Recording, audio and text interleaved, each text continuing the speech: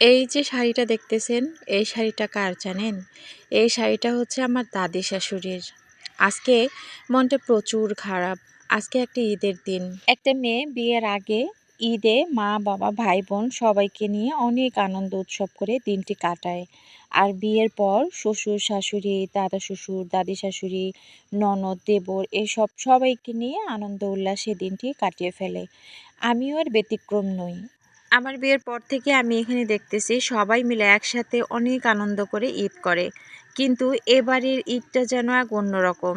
এবারের ঈদে বাসার মধ্যে কেউ নেই। নেই কোনো চাচা শ্বশুর, নেই কোনো চাচি শাশুড়ি, নেই কোনো দেবর, ননদ, নেই আমার দাদি শাশুড়ি। আমার দাদি শাশুড়ি আমার কাছে অনেক প্রিয় একজন মানুষ ছিল। বিয়ের পর প্রত্যেক নারীরে একজন করে শ্বশুর বাড়িতে অনেক আপনজন লোক থাকে, যাকে মনের কথা খুলে বলা যায়। ঠিক আমারও একজন আপন লোক ছিল, তিনি হচ্ছেন আমার দাদি শাশুড়ি। আমার সুখ দুঃখ, ভালো লাগা, ভালো মন্দ সব কিছুই আমি কিন্তু দাদির সাথে শেয়ার করতাম। আমার খুব বেশি ভালো লাগতো। একদিন আমার মনে আছে, বিয়ের পর তখন আমি বুঝতাম না, আমার দুটো ছোট ছোট ননদ ছিল, অর্থি অর্পি। তো ওদের সাথে তাল মিলিয়ে আমি আমার দাদি শাশুড়ির ডায়াবেটিসের বিস্কুটের টিন থেকে বিস্কুট চুরি করে খাইছিলাম। অবশ্য সবটাই অনেক মজা করেছিল, মানে এটা একটা জাস্ট ফান, মানে মজা করে খাওয়া হয়েছিল। কিন্তু বিষয়টা দাদির কাছে যে এতটা খারাপ লাগবে সেটা আমরা কেউ কখনোই বুঝতে পারিনি। দাদি অনেক রাগ হয়ে গেছিল এবং বকাঝকা করতেছিল। একটা পর্যায়ে এসে আমরা সবাই মানে কান্নাকাটি করার মতো আর কি দাদিকে বলছিলাম যে দাদি আমরাই করছি, কিছু মনে করেন না।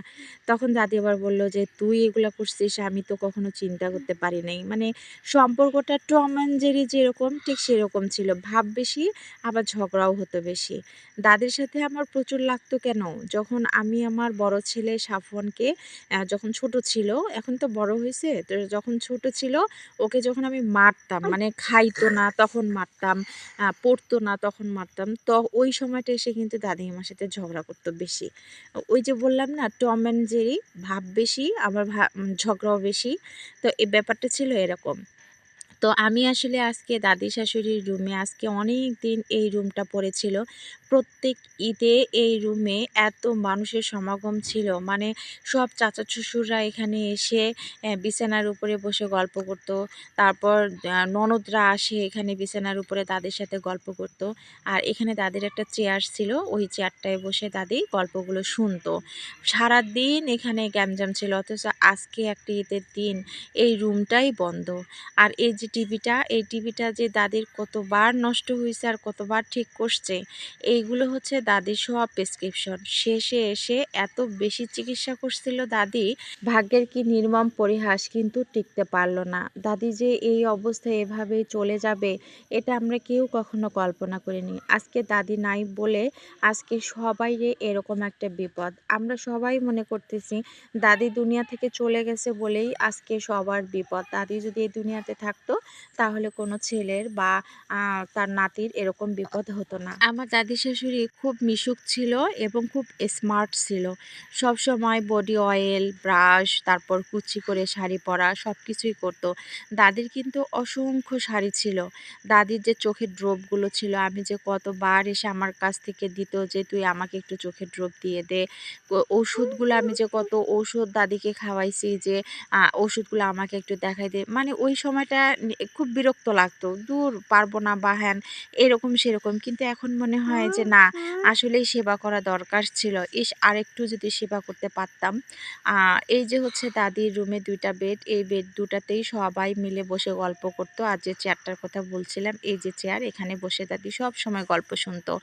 আর ইনি হচ্ছেন শ্রদ্ধেয় আমার দাদা শ্বশুর, যিনি আসগার হোসেন চেয়ারম্যান। সবাই অবশ্য চিনেন বা জানেন।